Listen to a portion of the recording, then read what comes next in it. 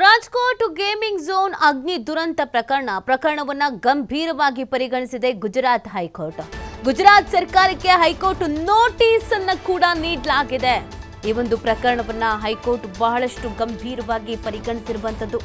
ಹಾಗಾಗಿ ಈ ಕಾರಣಕ್ಕಾಗಿ ಸರ್ಕಾರಕ್ಕೆ ಗುಜರಾತ್ ಹೈಕೋರ್ಟ್ ನೋಟಿಸ್ ಅನ್ನು ಕೊಟ್ಟಿದೆ.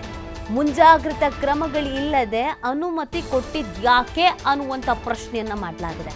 ಸರ್ಕಾರದಿಂದ ವಿವರಣೆಯನ್ನ ಕೇಳಿದೆ ಉಚ್ಚ ನ್ಯಾಯಾಲಯ. ಸ್ವಯಂ ಪ್ರೇರಿತ ಪ್ರಕರಣ ದಾಖಲಿಸಿಕೊಂಡಿದೆ ಹೈಕೋರ್ಟ್. ದುರ್ಘಟನೆಯಲ್ಲಿ ಮಡಿದವರ ಸಂಖ್ಯೆ 35ಕ್ಕೆ ಏರಿಕೆ ಆಗಿದೆ.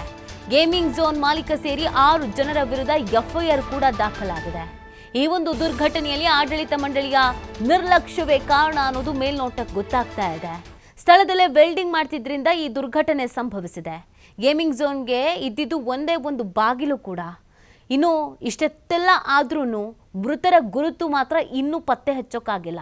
ಸೊ ಈ ರೀತಿಯಾಗಿ ಸಮಸ್ಯೆ ಆಗಿದೆ, ಅವಘಡ ಆಗಿದೆ ಅಂತಂದರೆ ಯಾವುದೇ ಮುಂಜಾಗ್ರತಾ ಕ್ರಮಗಳು ಇಲ್ಲದೆಯೋ ಅಥವಾ ಅಲ್ಲಿ ಇದೆಯೋ ಇಲ್ವೋ ಅನ್ನೋದನ್ನು ಚೆಕ್ ಮಾಡೋದೆ ಪರ್ಮಿಷನನ್ನು ಕೊಟ್ಟಿರೋದು ಯಾಕೆ ಅನ್ನುವಂಥ ಪ್ರಶ್ನೆಯನ್ನು ಇದೀಗ ಸರ್ಕಾರಕ್ಕೆ ಮಾಡಲಾಗಿದೆ.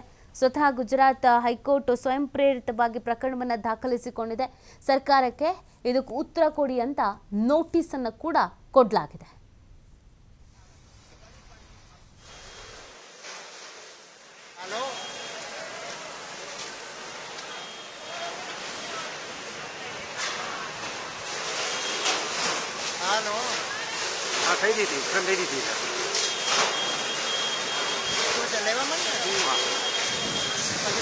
पानी